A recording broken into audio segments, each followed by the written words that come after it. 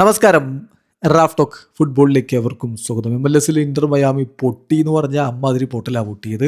സീസണിലെ ആദ്യ മത്സരമാണ്. ഏകപക്ഷീയമായ 3 ഗോളുകൾക്ക് അവരെ LAFC പരാജയപ്പെടുത്തി. ലിയോ മെസ്സിയൊക്കെ കളിക്കളത്തിൽ ഉണ്ടായിരുന്നു, പ്രത്യേകിച്ചൊന്നും ചെയ്യാൻ പറ്റിയില്ല. കളിക്ക് ശേഷം കോച്ച് ആവിർ മഷ്റാനോ എവിടെയാണ് തൻ്റെ ടീമിന് പിഴച്ചത് എന്ന് വിശദീകരിക്കുന്നുണ്ട്. അപ്പോൾ അദ്ദേഹം പറയുന്നു, തീർച്ചയായിട്ടും അവർ ഞങ്ങളെ വളരെ ഫെയർ ആൻഡ് സ്ക്വയർ ആയിട്ട് പരാജയപ്പെടുത്തി. അതൊരു യാഥാർത്ഥ്യമാണ്. അപ്പോൾ 3 ഗോളിന് തോറ്റ ഒരു കളി വിശദീകരിക്കുക എന്നുള്ളത് ബുദ്ധിമുട്ടേറിയ കാര്യമാണ്.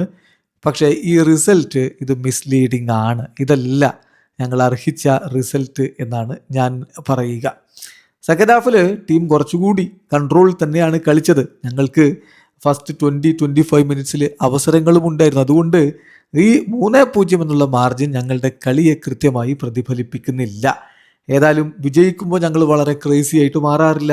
അതുപോലെ തന്നെ ട്രാജഡി ആയിട്ട് ഒരു പരാജയത്തെയും ഞങ്ങൾ കാണാറില്ല.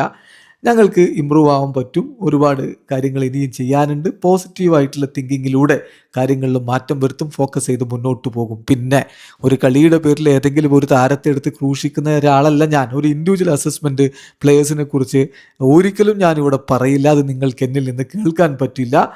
പ്രത്യേകിച്ച് ഒരു പരാജയത്തിൻ്റെ ഘട്ടത്തിൽ ഞാൻ മാത്രമാണ് ഈ പരാജയത്തിൻ്റെ ഉത്തരവാദി എന്നാണ് പറയുക എന്നുകൂടി ഹാവിർ മഷറാനോ പറയുന്നത്. ഏതായാലും ടീമിൽ ഒരുപാട് മാറ്റങ്ങൾ വരുത്താനുണ്ട്, ഒരുപാട് കാര്യങ്ങൾ ഫിക്സ് ചെയ്യാനുണ്ട് എന്ന് തോന്നിപ്പിച്ചൊരു മത്സരമാണ് കടന്നുപോയിരിക്കുന്നത്. തീർച്ചയായിട്ടും ആദ്യ പകുതി വളരെ പരിതാപകരമായിരുന്നു ഇന്റർ മയാമിയുടെ കളി. ആ ആദ്യ പകുതി തന്നെയാണ് ഈ കളിയുടെ ഒരു ടോൺ സെറ്റ് ചെയ്യുന്നത്. രണ്ടാം പകുതിയിൽ കുറച്ചുകൂടി ടീമൊന്നും ഉണർന്നെങ്കിലും LAFC താരങ്ങളെ അല്ലെങ്കിൽ LAFC ടീമിനെ ബുദ്ധിമുട്ടിക്കാൻ കെൽപ്പുള്ള തരത്തിലായിരുന്നില്ല അത് എന്നതാണ് യാഥാർത്ഥ്യം. വീഡിയോ അവസാനിക്കുന്നു. ഫുട്ബോൾ ലോകത്തെ കൂടുതൽ വിശേഷങ്ങളുമായി റാഫ് ടോക്സിൽ എത്താം.